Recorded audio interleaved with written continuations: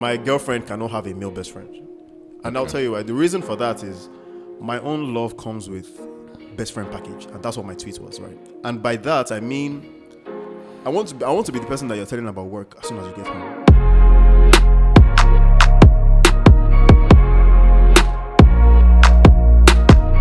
What's up, everybody? You are back with the best podcast out there on YouTube, on Spotify, on all platforms, on the streets. This is Menisms.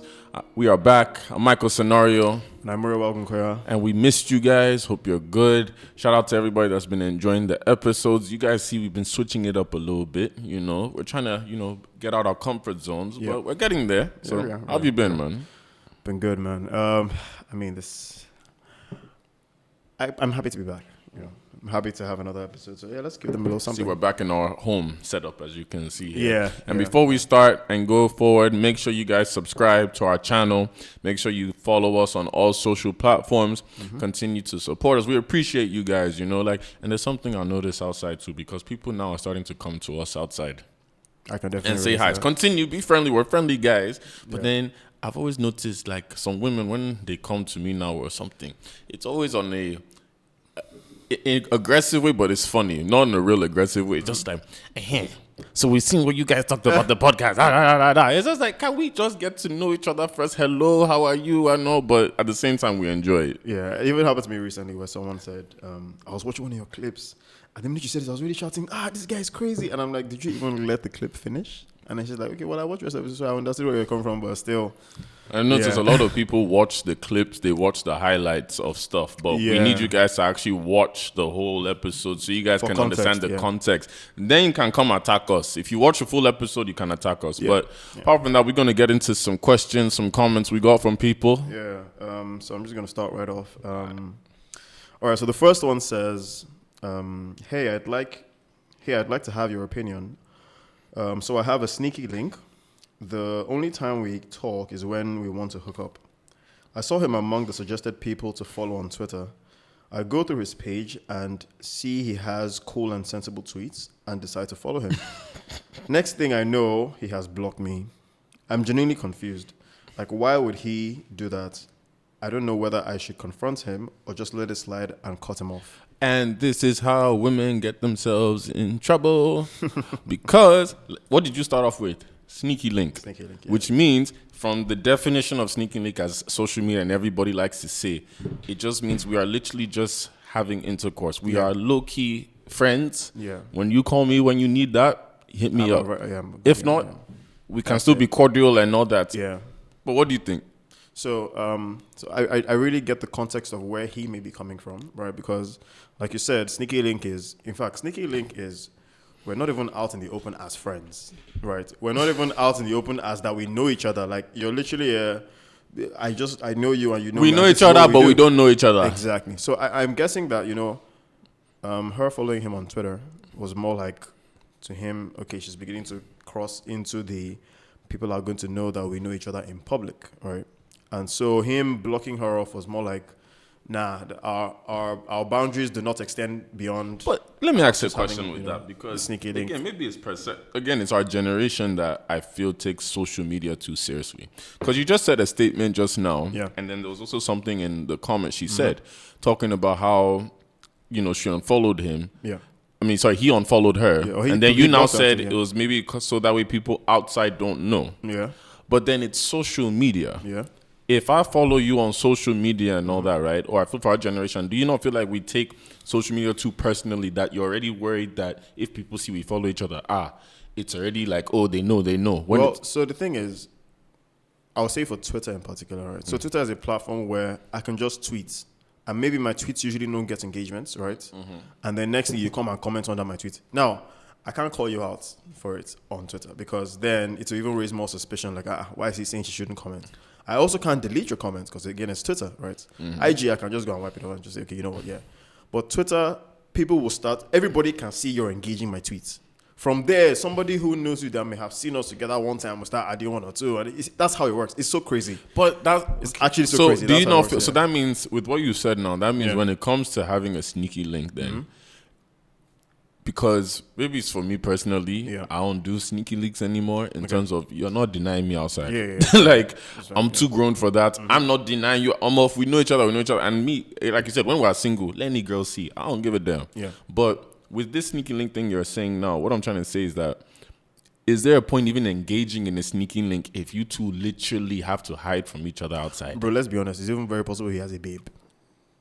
I mean, you see, we're in Lagos. Because that's exactly. We're in Lagos. The angle could be that he has a girlfriend, right? You know, he has a girlfriend or he has a wife, even like a whole ass family. She asks these questions. That's another thing. So we don't know the full context of it, right? So again, they've not said they're both single, right? So it could also be from the angle of he has a girlfriend, and that right there is just about to ruin whatever sneaky link agreement they have. So anyway, so answer her question, because what she's really asking is whether she should confront him or she should just let it slide and cut him off. Personally, I'm just going to give my own personal, take on this for your peace of mind. Cut him off. Don't confront anybody. Cut him off, block him everywhere if you need to.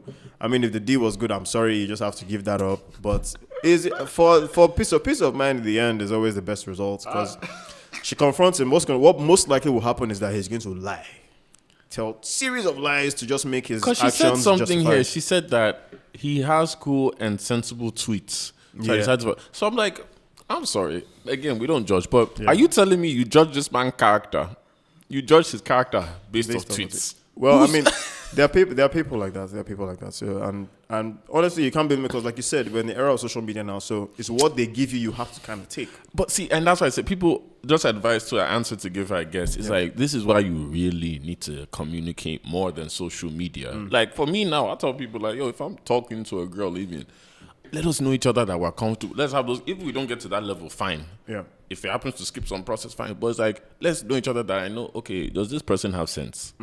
Because in the same way, I hope you think I have sense, but do you have sense? So this kind of thing doesn't happen. Yeah. So I guess to summarize that, let's just say that, I think, again, my own advice is just don't confront anyone, because confrontation will just either lead to more lies or everyone getting mad. It's just cut him off, accept that that's what it is, and just move on. Or if you want to have a calm conversation where it's like, okay, you're not confronting him per se, but you're just saying that you're stating that this has happened and this is why you have to cut him off. If that's the kind of person you are, you want to just get your own side off your chest and be like, I've let him know why. So it's not as if I blocked him abruptly. He needs to understand that this is what happened and I cannot deal with that. So you can do that. It's not confrontation. It's just you laying your side. It's peace of mind. Everybody protect your peace of mind, man. Exactly. You owe nobody nothing. Yeah. So all right. So second one, I'll read off and then you can answer. Okay. Not sure if it's a topic coming up, but I'd like to hear what you guys think about significant others having friends of the opposite sex. Do you think it's possible for a girlfriend to truly have a platonic male friend or a bestie? Or do you think most secretly want her?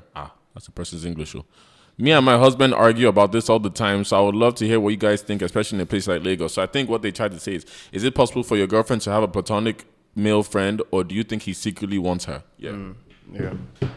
So, I mean, I guess, actually, the original topic was giving a big umbrella of opposite sexes having best friends of the opposite sex. Or sexes having best friends of the opposite sex. Like your girlfriend or wife having a male best friend. Or your boyfriend or husband having exactly, stuff like that. So, in her own case in particular, so I guess she says that she argues with her husband, right? Now, I don't know. The argument, I imagine, could go both ways, where the argument is like, oh, he has, a female best friend and she's not okay with it, or she has a male best friend and he's not okay with it, and so they argue, right? Now, again, I think this is one of the biggest things we preach in our episodes, and it's communication. For me, the only thing that ever is a problem when, your husband or wife has a best friend of the opposite sex is that, one, you've not even communicated to your significant other how your relationship is with this person, right? Mm-hmm. There's something like assurance, right? So if you assure me that, look, there isn't going to be this person is my friend, right? Mm-hmm. Now, I'm going to take some assurance from that, but it's not enough, right? Because in the end, the person you're having friends with always has intentions. In fact, most times, the person that has a problem is kind of projecting. Now, let me explain what that means. So let's say I have a girlfriend now, right? And she has a male best friend. And this male best friend is everything she would normally want in a boyfriend, right? Attractive, intelligent, he has money, he has everything. But according to her, him, no, he's just my guy now. Just you know how they will say it so well that is just my guy would even put your heart at ease.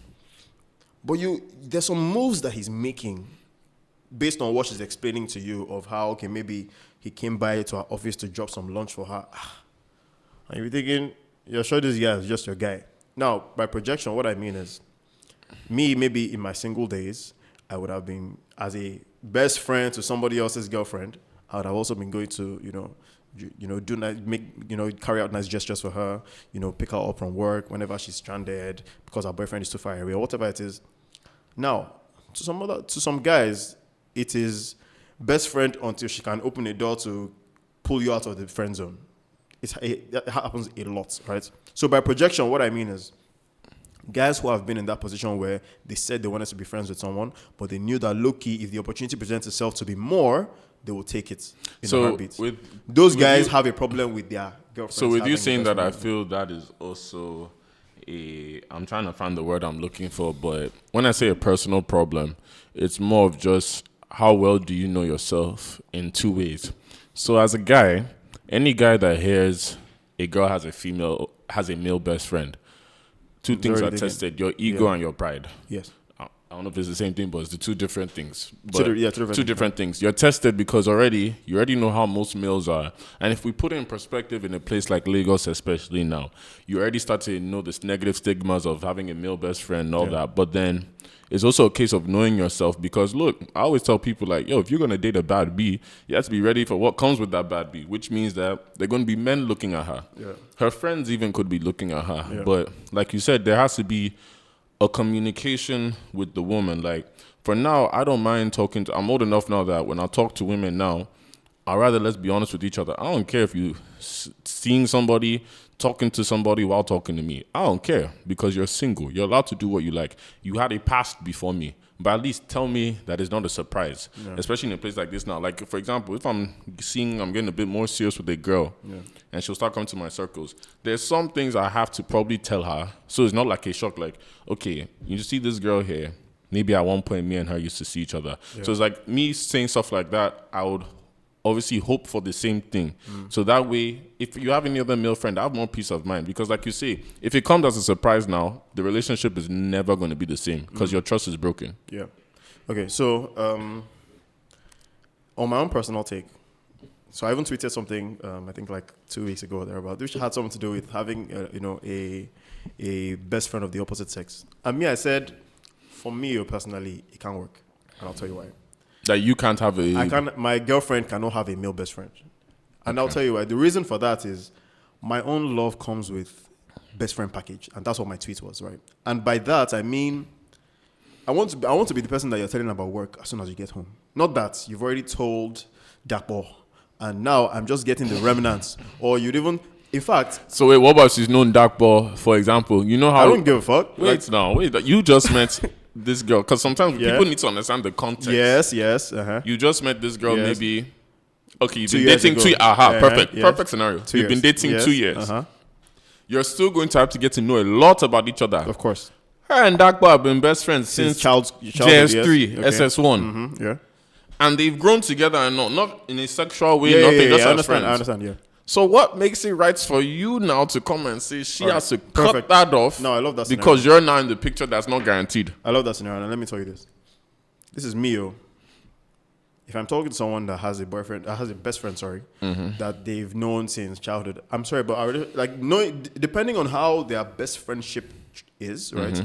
There's some best friends who, you don't tell them everything, but you just know that they're there for you. They are those kind of best friends, right? And then there are the ones that, in fact, before you finish saying the gist, they know the gist already. I can't be with someone like that. This is me. And it's the truth because... Speak your truth. Because for me, right, part of what makes my own relationship spice up with my significant other is that I want to be that your gossip partner. Another tweet I tweeted was... And there's nothing wrong in that, by the way. If I cannot be your amicable partner, we cannot be married. We cannot be in a relationship. It's not possible. And I feel like there will be some times when I'll feel betrayed when somebody else has the information before me. Okay, say for example, there's some delicate things that she won't see as delicate because it's her best friend. She's known him for how many years? So she could say something like, "Oh, so I took pregnancy test. I'm actually, positive. I'm actually pregnant." And she'll tell him, right? Now, if you look at it in realistic terms, there's actually nothing wrong with that. In the fact that they've known each other for so long. Do you get? Okay. They've known each other for so long. So it's not exactly information that Dakpo should not be equipped with.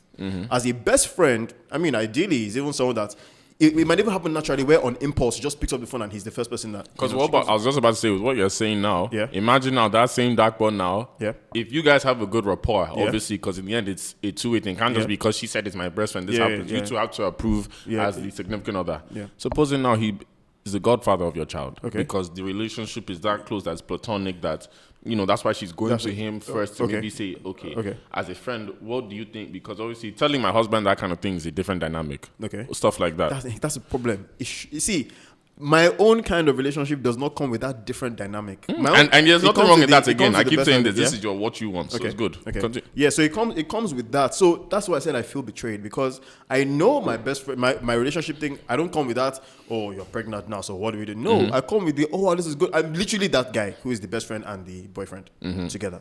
So when you now have an actual best friend and, he's the one getting all the juicy stuff, I'll just be like, don't tell me anything again. Don't worry. I can just go and meet Dakpo. Do you get it? I mean, I know that's been a bit dramatic. I was about to say, but you've just told on yourself, Loki. No, I mean, but it's the fact, and that's how I am. So to actually answer her question, it's possible to have best friends of the opposite sex. I'm so sorry. I just thought of something because I was about to say personal example. I didn't even say it earlier. Okay. So I have a female best friend. Okay. We have been best friends since we were literally born. In terms of she was in the hospital when I was born. She's older than me by 2 months. Shout out Alame. But at the same time, we have grown together, like I said, since birth. Yeah. Brother, sister, everything. I have dated her friends. She has talked to my own friends. You get what I'm saying? She has saved me in scenarios with different stuff.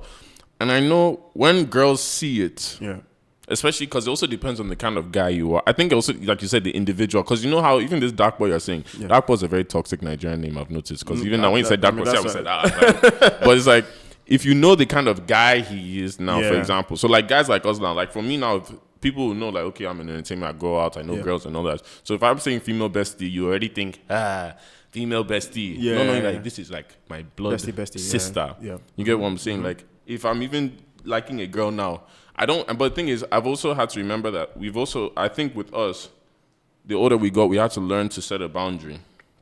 Because she's had boyfriends, you get what I'm saying? Yeah. And even having those boyfriends, I take myself out.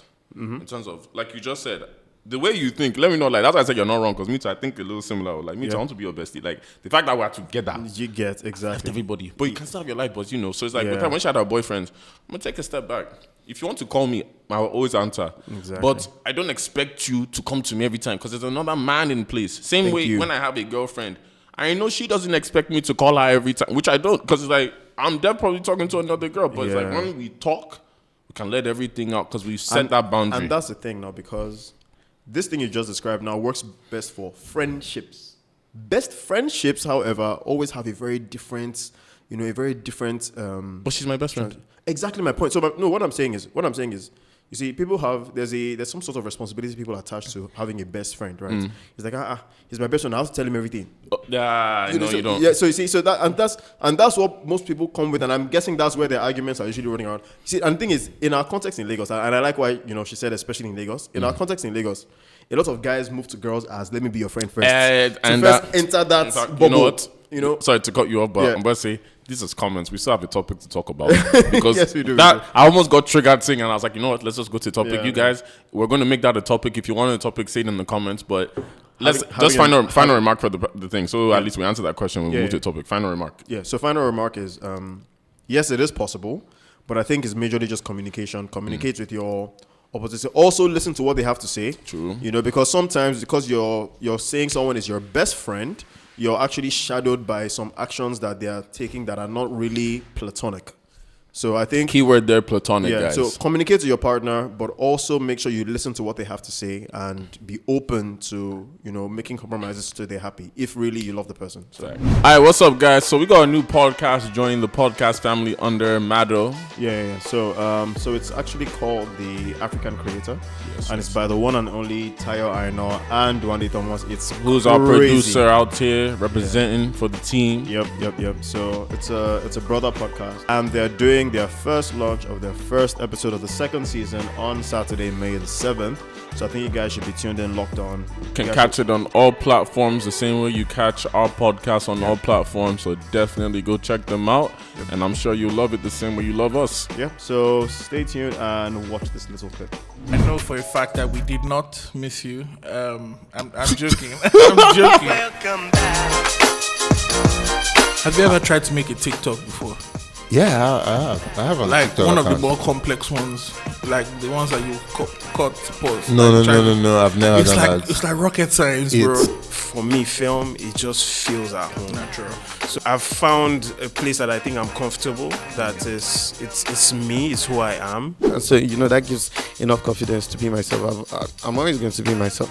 The only time I'm quiet is when I'm hungry. I think a perfect example of content houses who started young, sidemen. You feel something like that can happen in like Nigeria. It's natural progression. If it doesn't happen, I will make it happen. Because there's money there. Yeah. What can people expect from season 2, Tyler? Interesting people having interesting conversations. Yes, so sir. Definitely this year is going to be it's going to be dope stuff all through, man.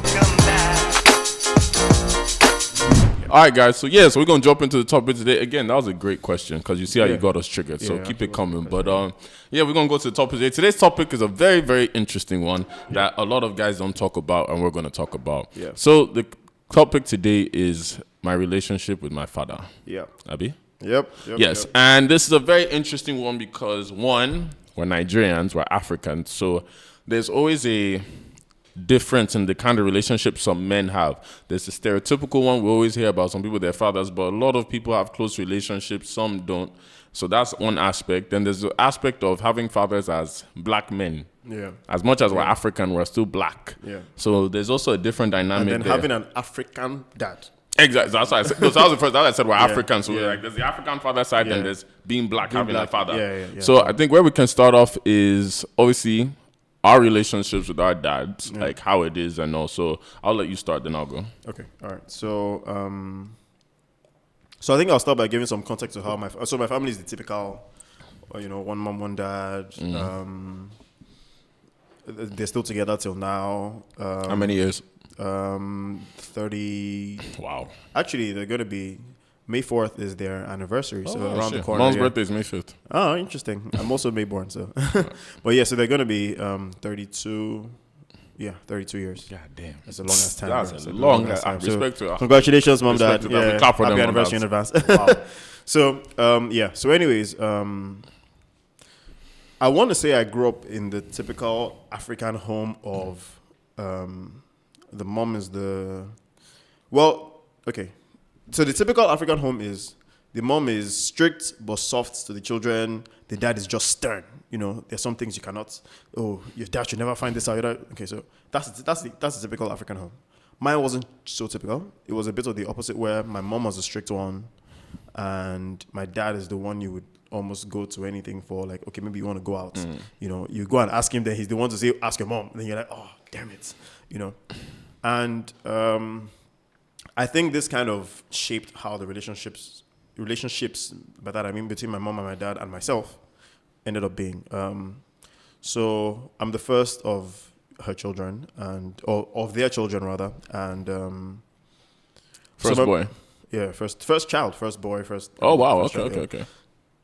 And I don't know if that. So I always say that made me a scapegoat, right? So yeah, I always say that made me a scapegoat for them to, make mistakes, correct some stuff, know what to not do with the next child, stuff like that. So growing up, I wasn't really close to my mom. So I know every typical guy is always closer to their mom and not too close to their dad, blah, blah, but it's actually the exact opposite for me, right? So it took me so much longer. My mom and I are now really cool. I mean, she's my G now, but growing up, I wasn't close to her, right?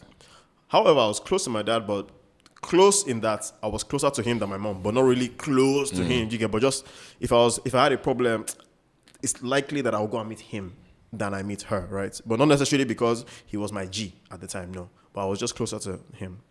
So I guess being closer to him when I was younger just kind of made him seem like the parent to go to for any immediate problem that I think my parents can solve. Because, there are some things, no matter what, I'm taking it to my grave. And you notice, you sort of start forming that relationship early as a young age. Like, which, for some people, which parent is the one, like, I want this one, or this one, okay, she acts like this. Like, we pick it early. Yeah, we pick, yeah. And then, obviously, as we get older now, you start to analyze, like, okay, maybe this one wasn't, okay, this one's actually a bit You more. pick them for certain activities, pick them for certain problems, pick them for certain discussions, stuff so like that. So, with your story now, like, mine is different, whereby I grew up in a single-parent household. So, my parents divorced when I was 3, if I believe. Obviously, I don't remember anything 0 to 3, but I do remember when I was 4, I now went to go live with my grandma in Nigeria. So when my parents divorced in America, they stayed there. My grandma was like, come and live with me. So my grandma is very influential in Nigeria. So my grandma is actually like my dad. Is right. Okay. Because at that point, my grandma is the breadwinner of the family. She still is. Yeah. So she's like the one that raises everybody. She's the one that, the disciplinarian and all that. I tell people, I grew up with women, but it's like I started learning like principles that a man would teach, as a father would teach you, from my grandma. Okay. So by the time I now came back to America, I was only in Nigeria for 2 years. Okay. Came back to America, now I'm in a single parent household with my mom. So it's like, especially being black, that's why I said, being a black boy in America without a father. To me, that was common. Yeah, stereotype. So most people around me now in my school and all that, everybody's like, you knew the guys that had their dads, but then a lot of us is just our moms. But then it's normal in America, which is scary because it makes no sense. Like, especially with this whole, like, that's another topic, like the baby daddy, baby mama culture and all. It's like, you don't even realize how normal it is till you leave. Yeah. So I just got used to that, whereby I was younger, seeing my dad like every Christmas, every summer. So I'll travel to go see him in Denver. Then I'll stay with my mom in Atlanta the whole year. So that was how, like, I started developing sort of a relationship with my dad, but it's like I didn't get to learn a lot of things because when we see each other, it's only for 2 months. So by the time we see each other, it's like, let's just enjoy, catch up. But to actually figure out life and all, I had to learn it from my mom. Then obviously my mom can't teach me everything. So it's your environment that teaches you everything. So like I was lucky whereby my pastor in Atlanta, there was a church that some of my best friends we all went to. So we were like a group of boys, had the same basketball team, all that. Now his son was my best friend. So I used to just go to his house every single weekend. So he's the one that basically taught me like how to be a man, if that makes sense. So he was basically like my dad from, let's say, 13 to 17 when I left America. So that was even like my saving grace, because I tell people, when you grow up without a father, it's a bit different. Because like I said, you're figuring out stuff, but then you're I was about to back down. Help me with this word. Viewers, help me out. Susceptible to many more mistakes, because nobody's there to guide you and all. So let me ask you this question now. With your dad now, do you feel like, you were able to go to him to ask about the problems you were having as a young man? Like, how do I learn this? How do I figure this out? Or was he the kind of father that made you say, like, go and figure it out? Then if you see some things, you can come back. So that's a very interesting question, because this character you just asked about in my dad is one that I love but also hate. So he's literally the kind of person who would love to share his experiences and stories, let you really understand how you should navigate life. He's very big on, in fact, he's borderline a philanthropist, right? Like, there are too many people that can say like their lives have been touched from him telling them how to navigate life, right? But it's always different when it's your child, So it's always different. So for me, and I guess, again, being the first child, like I said, scapegoat, there's so many things you would advise, and I'm just like, I'm not for it. And he's like, you know what, I think you should do it this way. Now, more than 90% of the time, he would be right, because, of course, he's lived life before me, so there's some things he knows that I cannot fathom until I experience, right? But yeah, he's the kind of person who would not tell you live life. He would give you tips on how to live life, but then also like leave room for you to experience your bit of it and decide if that's how you want to go or not. Now, so it was at this point that I started to really understand that he was my preferred parent, so to say, in quotes, right? And by that I mean he gives you a bicycle, but then with training wheels. So it's like, you know what, I'll put some training wheels on because I know you're just getting into this thing, but ride from Lekki to Ikoyi. Yeah. Do you understand? But be on training wheels. But along the way, the journey from Lekki to Ikoyi will show you a few things. No, other parents will tell you, oh, don't leave Lekki. Oh. Yeah. In his own case, it's like, leave Lekki, but carry your training wheels, experience life. And I think at that point is when I realized two things. One, he's definitely the parent I need to go to for any specific man-related problems, any specific life-related problems. Two, I definitely want to raise my children this way. So you know what, George, you said something now that's actually surprising me and made me laugh. So mine was different, whereby my mother was the typical Yoruba woman. Hey, I beg, yeah. And even though she was very American, because like we talked about her, like she was still a Yankee, so she had to let me be. Yeah. While my dad would be shocked because we don't live together. So I told you I only see my dad twice a year in America. So it's like when he sees me and there's some stuff you do, like, when you you know how to do this already. It's like, yeah, like I taught myself in Atlanta, like, somebody's dad taught me this. So it's like, it would be weird. Like he'll now, like from there, once I already know the foundation, he'll now say, okay, this is what you now do with ABC. Like I remember the first time my dad saw me with girls, right? Yeah. I was probably 11. So I know you people will judge me, but it's okay. I was 11. So obviously in America, you have more freedom. It's not like Nigeria. I always tell people, like, I felt like I lost my freedom in Nigeria. Because you know in Nigeria, you're in gated compounds. Yeah. You can't walk. You can't you know in America, go through neighborhoods. Like you're going to your friend's house. You just walk through the fence. Is this person home? Like in Nigeria, go and knock on gates. Now gates man will say, can I help you? Like, you know, so it's like, with that now, at 11 years old, I remember like my dad was dating this model at one point. Like, my dad is weird. It's so scary. I'm like my dad, but I'm not. It's like there's that and now where like the apple, the tree. Yeah. The apple, the tree. So he was dating like one model now, in this beautiful area in Denver. So I remember there was these girls that would come to the neighborhood, like walk through. So eventually they found out like my dad and obviously his girlfriend have a son. Because obviously I'm the kid visiting. So I came one time, the girls came and my dad just saw me go outside talking to them and all that. Because in Atlanta, like we're very friendly people, like we're not shy. So when my dad just saw me talking to all these girls, like you could just see the shock on his face, like these boys are really starting. Where did he learn this early? Stuff like that. Or when I'm playing sports now, for example, I'm already good. Like my dad didn't have to teach me. I'm riding bicycles to different neighborhoods, like you say. My dad doesn't have to teach me, you know. And I feel like, again, there's that good side that some guys have whereby you learn from your environment when you don't have a dad, which helps you quick. But I also feel like it delays you. What I mean by delays you, and I would like to get your perspective, what I mean delays you is you sort of had to grow up. Some people have to grow up to be a man quicker in terms of based on their environment. Like, for example, if your mom, like I said, my mom was a single mom of 3 boys.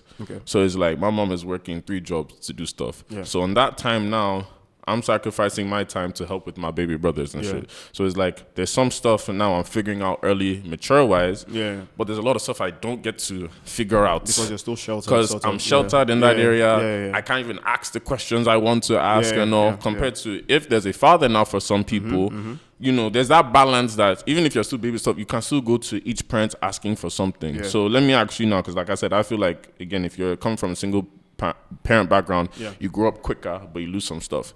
Having both parents around now, how do you feel like you were able to gain information? Do you feel like, you know, you've been able to progress quick because you've had both of them? Or do you feel like having both of them sometimes makes you it can be a hindrance, if that makes sense? All right, so I definitely see the angle you're coming from in this, and a lot of it is benched on you.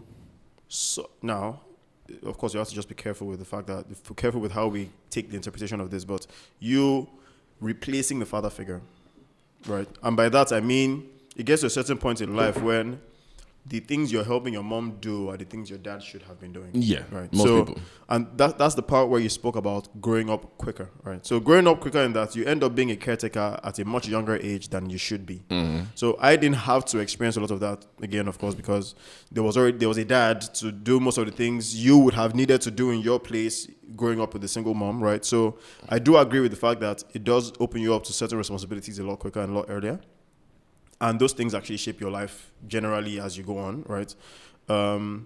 Although there's also the sheltered bit of it, and I fully agree with you on that, in that you don't, the way you would experience some things in life, it will take you so much longer because there are already people to run to to get advice from. They're already people to run to get support from. They're already people, and it even works both ways. It works several ways, rather. Some people, unlike me, who would have not really had a great relationship with their fathers, but their fathers were present, also have a very different way on how they ended up seeing life and how they ended up growing, right? Because a lot of son-father relationships are very affected by toxic masculinity, right? And by that I mean you can't even as much as tell your father I love you. And so I like how you said that, because I was going to get to that. Yeah. Do you mean in terms of males in general? I'm talking about the typical one. African male. Because here's what I said. African male, yes. African male, definitely. Because that's what I was about to say. Because again, in America, I noticed people could say, "Yo, I love you, pops," and all that, and it's embrace. It's an embrace. Yeah, in Nigeria, the culture there is different. You would find, like I said, it's not to say it's everybody. Yeah. But you will even be shocked when somebody says, "I love you, dad." Like. Your dad didn't say anything. Love you, dad. They just like, don't worry, I paid school fees. I love you. Don't worry. The funny thing about that is the practice of showing open emotions between yourself and your dad, especially between a son and his father, is not really something that our society really pushes for. Even in movies, you hardly would see the Nigerian in African movie. Yeah, in African, you would hardly see the Nigerian son telling Nigerian dad, "I love you," right? But you feel these things. He feels those things as well. But it's your mom that'll be telling you, "Oh, your dad loves you." Bro, he can't tell me himself. Like, my dad used to scare me when he would be like that. I said, I'll give my dad props. My dad is the one that sort of taught me how to love people in a way. Yeah. Like, as his own character is different, but like, he'll be the one to be telling me like, "Yo, I love you," and all that, give me nicknames and shit. And I'll just be scared every time, looking like, "What you call me? Like, you what?" Like, meanwhile, I'll go back to my mom, and my mom, as like I said, my mom she has 3 boys. In fact, we're probably the daughters to her, because we're probably all the sensitive ones. She's the hard one. Yeah. That's, like, if you say, that's it's like, love you, mom. Like, why mom to 4 boys. People love every time? Like, so it's just like, okay, that's different. But then coming here, like you said, I'll see some guys with their dads, and I'll be like, it's more of like, I don't want to say even a friendship. It's like a dictatorship. I don't even know how to put the word, because it's just like you see your dad as this idol figure. Thank you very instead much. Of a parent.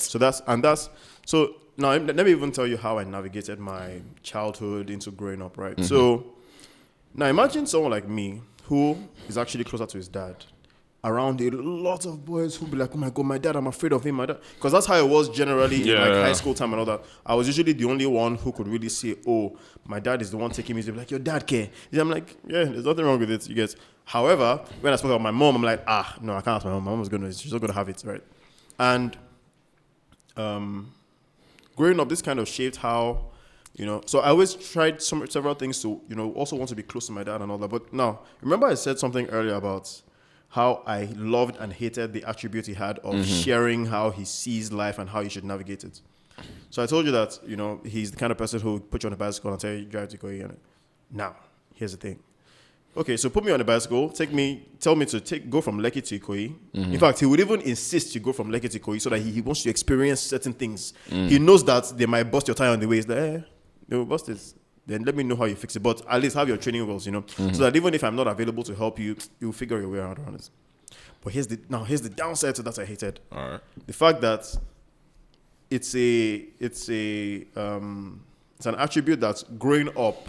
It works well when you're in your spongy years, when you're still taking a lot of stuff taking things in, right? Still processing stuff. Up until about end of high school, even beginning of uni, you're still kind of open to certain lifestyles. But when maybe you finish university now, you're done.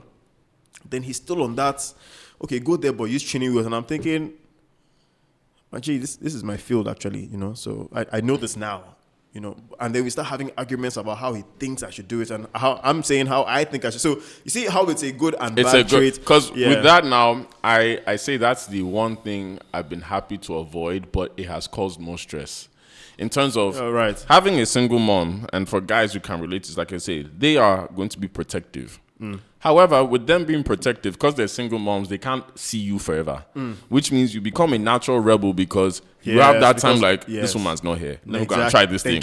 This woman's not really going to understand it because I'm a guy. Let me go and try it. So it's like, there's that good whereby you get to grow up quick. Like those training wheels, I'll go and figure it out. If I fall, hopefully I get up. Because like I said, there's sometimes without having that father figure, there's some risks you can take. Yeah. Because I tell people, for me, there's a reason why I didn't cross certain lines in America. In terms of, I'll cross certain lines because I'm a rebel. Yeah. There's no father figure. Like my father figure, I told you, is my pastor. Worst case, I'm not seeing pastor till Friday, which means Monday to Thursday. If you like call pastor, I ain't seeing pastor till I go to his house. Like me and my boy Toby will call each other. Yeah, we're in trouble this week. And for Friday now, Friday. So it's like I'm fine compared to like if I had that father figure, then I won't You're always on check. And I feel like I won't have been able to discover myself, because even now I tell people I'm still discovering myself, because even though I discovered myself early, there was a lot of stuff I couldn't discover because there's no guidance as a father figure. You're going to every single man now, your uncles, everybody, which is a blessing that I had, that I had a lot of male father figures around. So I got so many perspectives.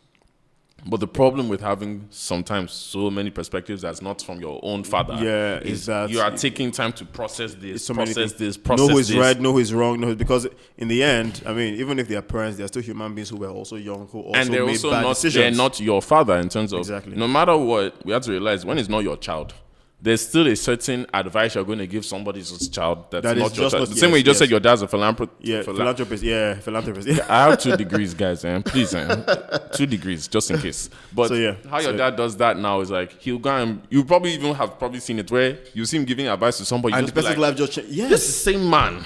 Yeah. But when it's my own life now, because even my mom does that shit. Like my mom, how you said, like being a single mom is guarded. Yeah. My mom runs one of the biggest all-girls schools. I tell them, sow your wings, do this, try this. When it's me now, I'm now the rebel child. Oh, you like giving somebody headache, you like doing this, but you were just advising how many girls to go and try this now. You get what I'm saying? So let me ask you know one thing. You know one point I think guys usually have a turnaround to whether they are closer to their fathers or farther away from their fathers based on relationships is when they have a girlfriend and if they can share. You know, every guy can what? If they can share. Like share the information. That I feel like that is the point where every guy has a turning with his father. I'm so sorry. For a second, young me just came up. Yeah, no. Let's focus. Let's focus. No. I mean, share the information. Share the information. Yes. So, I guess averagely every guy will have his first girlfriend, you know, whatever they call as girlfriend in GS3, SS1. That's high school choice. That's when you have first girlfriend, high school. I mean, like an official one that you can actually go to people and say that's my girlfriend. Not this girl I'm liking. This girl I'm liking is usually like just 1, just 2. Yeah, I mean, you on the other hand, you share your story later. Yes, you share your story later. Rebel. So, anyways, so I had my first girlfriend, somebody in GS3. I definitely don't think I shared that information with anyone, but I guess my dad could tell from my mannerisms and some things I was doing that this boy has girlfriend. Because one day he just called me into his room and I was 13 at that day. And of course, you see, I really give it to him because apart from just, and this is why I say I definitely want to father my children the same way.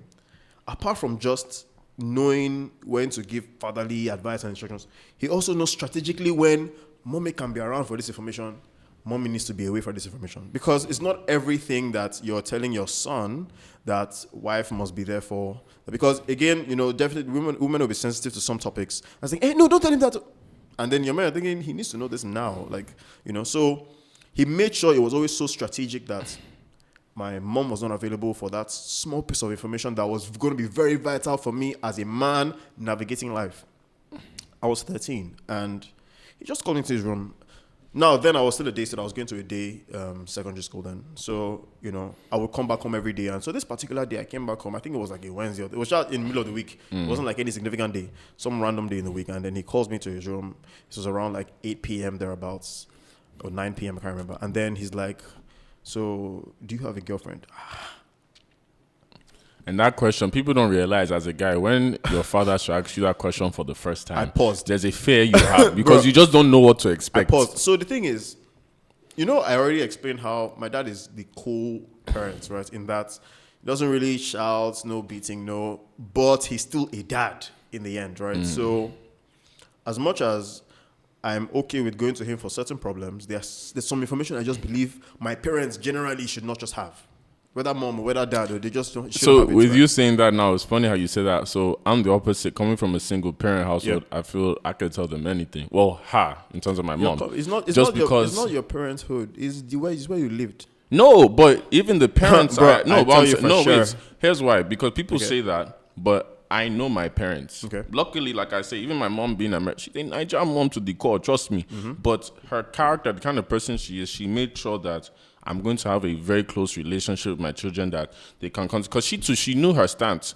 I'm a single mom. Whether I like it or not, I have boys. Yeah, that's fair. So even the first topic you said about girls, like I said, there's one time I said that my mom just said the first time I told her I had sex, she's like, thank God this boy is not gay. Because obviously I was hiding stuff from her early. Yeah. But she knew there's some stuff I could go to about girls. Same way with my dad. Like when I was 12, first time I kissed a girl was this girl named Melissa in Colorado. And my dad now was there. And I remember like after I kissed her, I went to the house straight up to my dad like, yo, I just had like a kiss with this girl and shit. Like it wasn't my first kiss, but it was the first time he heard of it. And I went to him, he's like, what? I'm like, yeah, man, like I kissed her, what's this? I was like, all right, have you had sex before? What? No, dad, and all that. He's like, all right, cool. So this is what you're gonna do now. This is how you, and I was shocked. That one is the Yankee, I'll admit. Wait. For my dad being in America, he was open-minded. I could have that conversation. But the character of my dad is a very open, like even as a Nigerian, he's a very different Nigerian. It's the same like me. Oh God, it's like doing this topic now. I'm admitting how I'm like the guy. Yeah, you're definitely. So it's like even for me, I day here. Yeah. My foundation, I day here. There's a lot of Nigerian principles that even when I move or go anywhere, I'm sticking to it. Yeah. But because of how I've grown up with the open-mindedness of stuff, it's like I even can have those kind of conversations with my child the way my dad had with me, that he wasn't so strict and firm, like, why are you having this talk with me? And I even feel like for some dads, they don't realize how it affects us as men when you shun us away or act like we can't come to you openly. Yeah. You get what I'm saying? Because you're the man we're supposed to actually look up to first. Yeah. Before we have any idol outside in terms of athletes, sportsmen, movie stars, people of influence. Yeah. You should be the first point that we should come to. Yeah. But when you push us away now, that's why I feel like a lot of men get lost. Yeah. So the thing is, I mean, before I get back to my point, I was trying to finish the story. But before I get to that, so you talk about, sharing your first kiss experience with your dad. Now, I don't know about a lot of experiences, but I do know a handful of guys who I'm almost certain in the typical Nigerian context, you cannot go to your father and say, oh, daddy, I just had my first kiss. Why? What did you score in your elementary science? There's something I don't What did you score in maths? You are scoring C in maths. But you see something, I have a problem with Nigerians saying that. Why do we, I feel like that's even what contributes to us thinking we can't do these things. Okay. Because we already have that mindset or that generalization, like most fathers are already like this. Most fathers or mothers won't do this. But really and truly, until you go try it, or ask, how would you know? No, you're not even getting the point. You see, now it's not even parenthood anymore. The Nigerian context even sees in fact, let me tell you, some people at 25 cannot still tell their mothers that they've kissed a guy. I agree. And there's that side, so but we make it seem like that is the only side. That's what I'm trying to say. There's that side in any society. But that's the only side. If you're 12 years I feel like there's a lot of that side that we don't talk about where people actually can go to their parents and that's why we're having have these conversations. That's why we're having this conversation right now. So because the reason for this topic is to let people know that, look, parents are not some gods that you have to first bring sacrifice and bring. But we also have to share our experiences. And I'll tell you for a fact that I almost can bet that maybe out of 10 people, only one person can go to their fathers and say, oh, daddy, I kissed you might say because of Yankee, but again, Nigerian fathers are Nigerian fathers. Yes. So exactly. Half, or at least I'll say two halves. Yeah. The ones in America, they could go to their dads. Their dads were the typical Nigerian fathers. Yes. But they can go to them and talk about some stuff. Yes. I told you, my pastor is the one that taught us about women. Yeah. That taught us about shit. Like, this is a redeemed pastor shit, but he understood that these are young men that I need to raise. Now, that's, again, because they were Yankee, they were more open-minded. Coming to Nigeria and seeing some fathers, there are fathers I met that they were even more open-minded than the Yankee ones, because us too, there's a certain point, some men, you start to relate with your sons, especially in the Lagos environment. Yes. Like, all my uncles in Lagos, like when I came back, they were the ones telling me about women, telling me about life and stuff at 17, 18, and I'm like, I'm even shocked. These Nigerian men are coming to you, but they'll be shocked more because I actually will be the one to go to them to ask questions. So you know how like now we're talking about it now. I'll go to them, uncle, can I talk to you about something? Yeah, what's up? I just want to talk to you about this girl problem I'm having and all that. And you see his face light up because, again, I feel like he already expects too as an adult, like these children won't come to me and ask questions. But I'm actually coming to you. And when I did, the man's open. Yeah, I mean, I'm fair and I totally understand because, again, like I said, I grew up in a situation where I didn't have a typical Nigerian dad, so to say, right? So I obviously can't relate to those general things, but I mean, I talk to my guys, so I know their stories. So I know that, Can I ask you a question? Yeah. Do you feel like your upbringing, because now that you even said that now, and I just thought about something, me saying I could go to my uncles and ask them stuff, that's still sort of related to the Yankee thing in terms of me growing up in Yankee, I can go to adults. Yeah, because you adults can ask any are question. open-minded, regardless of wherever they are. So I was about to say, with you now, do you feel like the Nigerian upbringing didn't allow you guys to be as open-minded or open to conversations with adults? Because the upbringing here is one of fear in a way. Yes. Like even from kids, any adults, not even your parents, even your teachers, you're already fear adults. Yes. So do you feel like that contributes to not you asking your dad or your parents certain questions that you'd want to ask? Okay, so before I even answer your question, so let me just quickly wrap up with my scenario, or my story rather, before. So I was saying then that my dad had called me I came back from school one day, I was in GS3, I was 13 at the time, and my dad called me into his room, and then he's like, so do you have a girlfriend? I had to check myself that call me. Is there something on my body that is showing that I have a girlfriend? Like, where's this man getting this information from, right? And so one thing my dad has always preached, like from remembering, hearing, and understanding words, is you can carry out all the bad deeds in the world, but just do not lie. Like, he's always hammered that on us. You can steal, but do not lie. See, that one thing about lying is the only time he'll really discipline you. If you do everything else, he can sit you down and you talk about how you correct this problem. But the minute you lie, that's where it's going to be an issue. Because for him, and I understood why now, because for him, lying doesn't equip him with the information he needs to correct you moving forward. So if he's asking me if I have a girlfriend and I'm saying no, and that's a lie, how does he go from that? How does he, help me in my situation from that point? Because now I've lied, I don't have a girlfriend. So him, he doesn't have anything to correct. He doesn't have any advice to give, and I'm just moving on. So at that point, I told him, I just said, yes, I do. And he's like, oh, who is she? Kind of just give him, this surface information. I mean, I won't lie, but I won't give him the full truth and everything. Because, again, it was the first time we were really entering this angle, in our father-son relationship. And then he goes, okay, so what do you like her? Have you guys had sex yet? I said, Daddy, hold on, I'm 13. He said, what does that mean? So what does it mean if you're 13? It doesn't even matter. And then, because I had a best friend then who had an older sister, and he was even saying that, because if I even see you with your friends, I said, she's even older than me. Now hear this. I said, she's even older than me. I said, what did happen? How many years you don't know? Is it not just me 3 years? I said, don't worry, you've not seen anything yet. He's not, I really understand what he's saying, but anyways, yeah. So back then I was thinking, someone that's older than me, Daddy, please, you get. And he now said, okay, you know what? Let me just tell you this. I even asked me then if she has given me BJ. I said, I've noticed. Giving me what? Nigerian fathers are very sexual people. Like this, I'm sorry to say, respect to all the uncles and fathers out there, but it's like them. They don't have any filter when they ask you, have you had sex with her? So what did you do? And this conversation was actually the whole turning point. Because I brought this conversation up because I was talking about how guys had kind of changed the dynamics of their relationship with their fathers when they start having that I have a girlfriend conversation.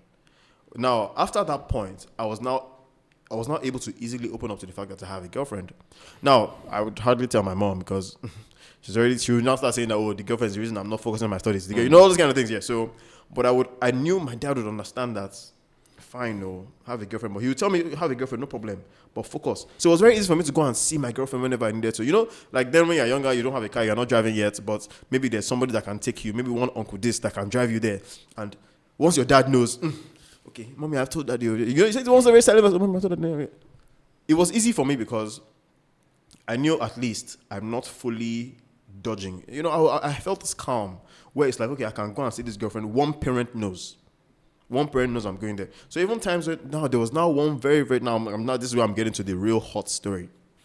So I had a girlfriend in uni, and I think sometime in our third year, we had gone on a break from school But I think at the time she didn't really feel like going home yet. Maybe, she's constrained at home and stuff like that. So she wanted to stay out of school for maybe about 2 days before going back home. Mm-hmm. And then now, first year, second year, uni, love is really shocking you, all that stuff. So I'm like, okay, wait. Instead of us getting a hotel, there's like a guest room in our house that I can just sneak her into and, just see how it goes. Now, I don't think my mom knows the story. Shout out to your mom. But I don't think my mom knows the story. So, I don't think my brothers know the story. Okay, maybe one of my brothers. So, anyways, I managed to sneak her in. And so the plan then was, after we lock up, so the guest room is downstairs in one corner of the house and then everybody else goes upstairs. So my plan was, okay, I just, lock the guest room so, no one knows there's anyone in there or anything like that, and just go up. So when everybody goes to work the next day, then we can now have like chill time, and hang out and do whatever we want to do. So that's how, of course, girlfriend was shacking me too now. So when I was trying to lock up the night before, I'm like, let me just even go see her, check if she's okay, just chill with her for a little bit. The plan was max 5-10 minutes and then just call it a night and go upstairs. Guy, that's how I slept off on this bed.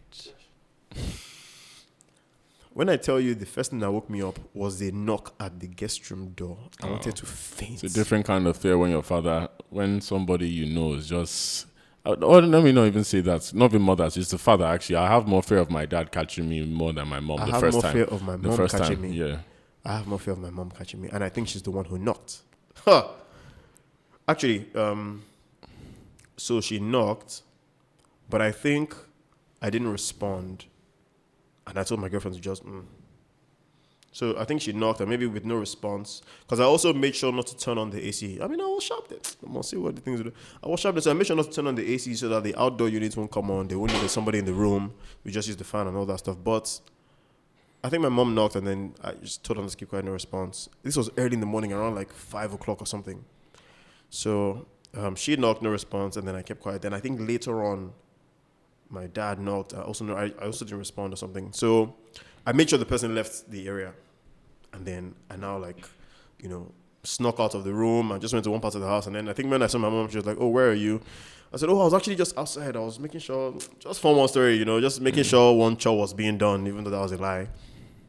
Now, fast forward to, this was early in the morning. I think my mom had now stepped out to work around 8 a.m. Fast forward to about 10 a.m. So usually my dad would leave late. My dad's always in the house at about 10, 11 till he steps out.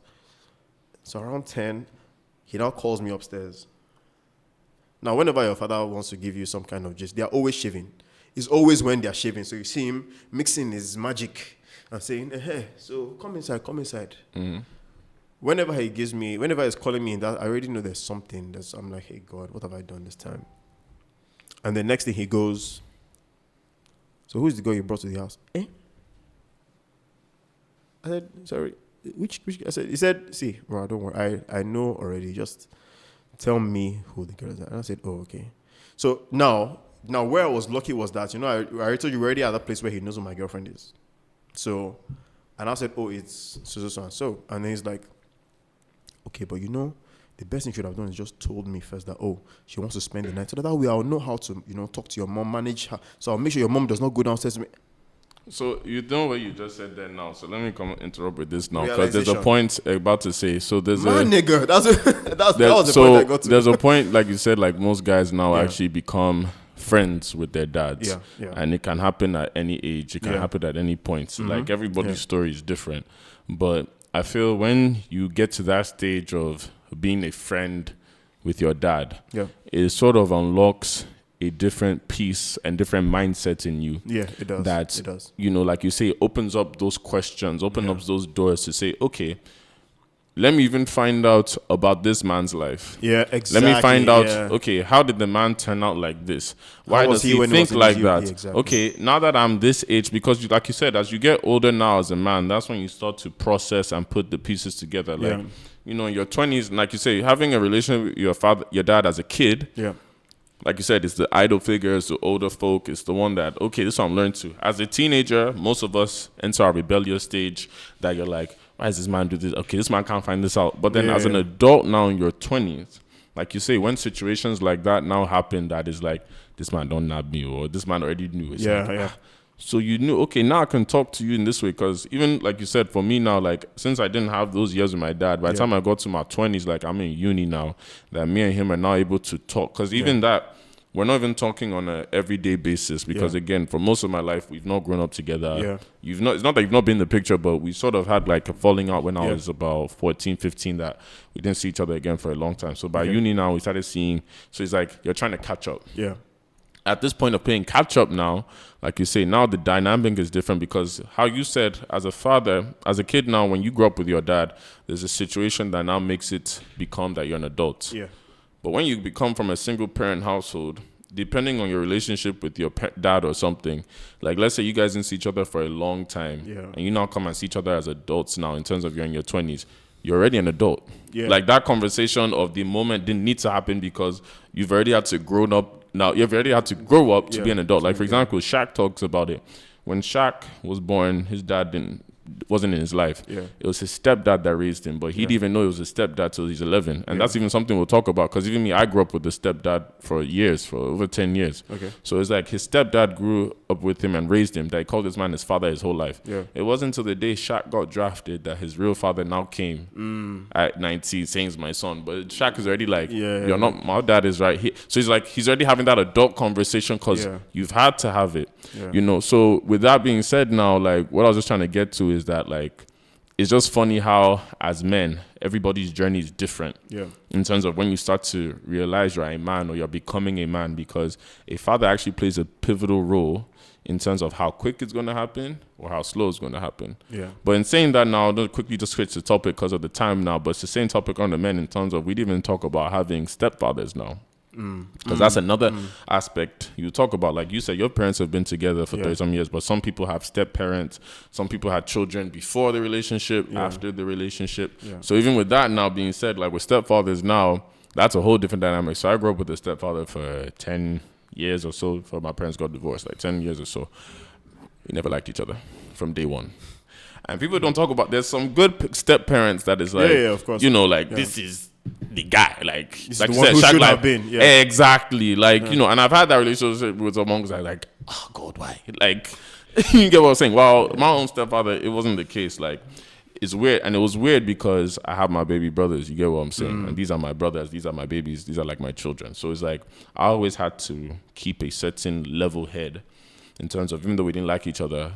I had to think about my brothers, you know, and even like there are times like people don't like me and my dad, like we did not like that we fought, like, and this guy's huge, like it's not like it was a fight like equal, like run and all that kind of stuff, like friends come and help me and stuff like that, but it was like it was something that made me grow up quick also, because I think having that point of having no father, basically you have no father because I don't talk to my dad, my stepdad is not there, so it's like at that point now it's like you sort of become like the athlete. If you notice, a lot of athletes in America especially grew up with no father, so they figured everything out. So I actually started doing that, which was fine, but then I just told people now, it's not till now. I'm in my late 20s now. I'm just figuring out a lot of stuff now because I'm finally an adult. I'm starting to mature, you know, and it's like, wow, I missed out on a lot, you know. And sometimes I look at other people too. I don't know if people like step parents or single parents can relate to this. Like you look at people with parents and it's like, damn, that's a blessing, you know. Especially as an African, you know, you talk about these things like it's a blessing to have both sides, you know. So I think we'll just round up with this time. I have a question for you now to round up. So what kind of father do you want to be to your kids? Because you said earlier you want to be like your dad, but you're still going to have your own principles and all. So what kind of father would you want to be? So, I mean, I think particularly more than anything, I want to have a very open line of communication with my kids. Like, I think it's the most important of everything. Like, the problem a lot of African parents have is that line of communication is not just open. Like, I tell you, there's so many, like I mentioned, like I wasn't so close to my mom, you know, when I was young, but growing up, I found that there was just so many things we just didn't communicate about. So many things that, you know, she just made it clear that, oh, that's how it should be. I never got the chance to tell her my side of the story, and everybody just goes with one, you know. And so I think that communication thing is extremely important, and especially from young, because I really want my children to know that I'm that person that you can come to for anything, literally. Like, I might not approve of everything, right? But come to me, let's have a discussion, right? And I think it's honestly what every young parent now should, you know, carry on moving forward. open up lines of communication with your children. Let them know that, look, we can talk about this. Talk to me about this. You know, I'm not going to come to you as a parent. What I say stands. No. I can be wrong. And I think that's a lesson to learn. I can be wrong. So if I can be wrong, teach me. You know, if I think you're wrong, I'll teach you, and we go that way. You sound like them, and I'm about to say, I'm still very old school. I ain't gonna lie to you. Like you said, I can be wrong. Yeah. No. I'm saying this because every parent believes that they are right. Obviously. In that I've experienced what you think you can experience. It doesn't mean anything. Just because you experience it, times are changing. Technology is changing. So many things are happening now that, you know, even when I have children, I want to be able to, you know, shape their characters, and that's what every Nigerian does. But in fact, that could even be the trauma in me wanting to, you know, be like a Nigerian parent. That I want to. But the truth is, if I don't communicate to them, I don't even know what they want. I don't know what they're trying to do. I don't know, you know. And it was that communication that really let me know. My dad's the kind of person that'll tell you, okay, look, if you don't want to go to school and you think what you have passion in is music, let's train it. Let's start doing music school. Let's start doing. If you think you like it, then let's see. If you don't like it, it will show. You know, so that's the kind of father I think I want to be. I want to just be. Let me know what you think you want your life to be like, and then let's start from there. I think I'm gonna be a prove it to me kind of father. But when I say prove it to me, I don't want it to be that your whole life goal has to be you have to prove to your father you are this. It's more of like you say, communicate. But I also want there to be a boundary. The same way, when I say boundaries, like a lot of parents now, they'll say they want to be friends with their kids, and no, I want to be friends with my kids.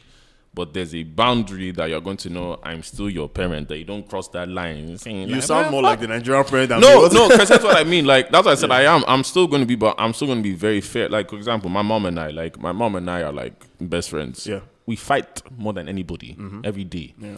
But there's a level of respect I have for whereby she's like a sister to me, whereby I can actually go to her and talk about stuff I want to. Like, I tell my entertainment lifestyle, she hates it. We fight about it. But I even tell her, Mom, you should be lucky I come to you. Mom, I'm not doing fraud, but I'm tempted. Why? Because Yahoo boys, they come to my party every time. Exactly. Why are you okay? Go and do it then. Go and do the fraud. I'm not doing fraud. I'm just telling you. Okay, when it comes to women now, there was this, like, pregnancy. Like, I remember the first time I told my mom, like, a pregnancy scare, like, when I was young, but it wasn't me. Like, that kind of story. But it's like, even that, you're getting women pregnant.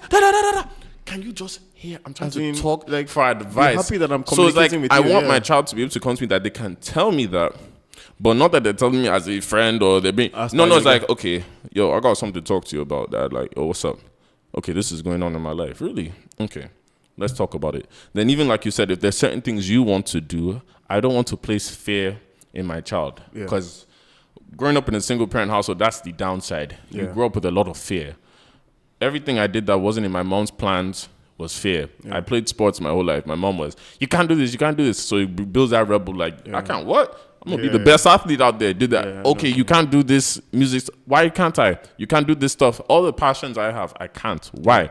My child, if they have certain passions that might not be aligned with what I want for them, okay, you want to do this? Prove to me you want to do it in terms of, let me see work of you working towards that goal. That's let me see that you're a serious character. Then I'll not come and support you. But if you're just saying you want to do it for bands and all that, I'll go just look you. You get what I'm saying? So, but I mean, I think, I know people hate me all the time for being the timekeeper. For Christ's sake. Oh, shit. But yeah, we have to round up. I mean, we can talk about this for hours. I have so much content. Stories. I have so many stories. So many stories. But yeah, we have to round up here. And shout out to you guys that always tune in again. Well, I feel like at one point we'll talk to the producers about, having a special, 2-hour episode or some stuff. So where people can just have their fill because everyone keeps saying they want more. So, but yeah, I mean, again, you guys should like, subscribe, follow us on all social platforms. We're on TikTok, we're on Instagram, we're on Twitter, we're everywhere. You can find us. We're on AudioMac, we're on Spotify, we're on SoundCloud. I'll mention iTunes, everything. You can find Menisms. Literally just type in Menisms. You'll find us. Yeah. So, and also don't forget to send us emails at menismspod@gmail.com or, follow our Instagram pages at Menismspod on all platforms. Even our personal Instagrams, follow us. They'll put it under there. Yeah. And also, I mean, more than anything, you guys keep the comments coming. We read the comments every time.